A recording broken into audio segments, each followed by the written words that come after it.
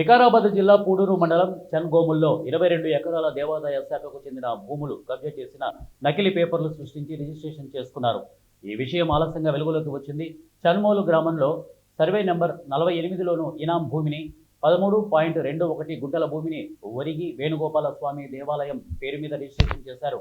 ఇక ఎన్కపల్లి గ్రామానికి చెందిన సంజీవయ్య స్వామి దేవాలయం పేరు మీద 311, 312 సర్వే నెంబర్లో 4 ఎకరాల 20 గుంటల భూమిని, వరకుమార స్వామికి చెందిన భూమి 4 ఎకరాల 20 గుంటల భూమి అన్యాక్రాంతమైందని దొంగతనంగా పేపర్లు సృష్టించి రిజిస్ట్రేషన్లు చేసుకుని అమ్ముకున్నారు.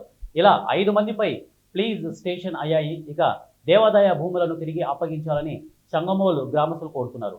70 వరకు గోపాలస్వామి టెంపుల్ పైనే ఉన్నది.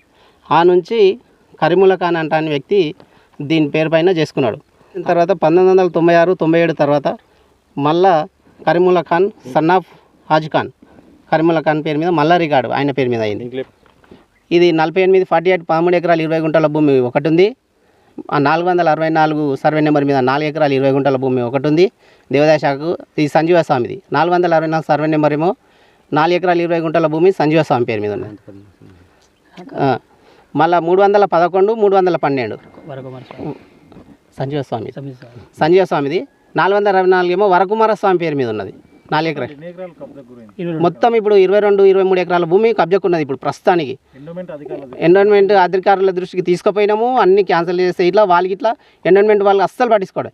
ఈ ల్యాండ్ ఎందుకు అసలు ఎండోన్మెంట్ తీసుకోవడం లేదు, కబ్జా ఎందుకు వాళ్ళు తీసుకొని పొజిషన్ ఇస్తలేరు ఇక్కడ వాళ్ళకి కానీ దేవాదాయ శాఖ వాళ్ళకు కానీ వాళ్ళు.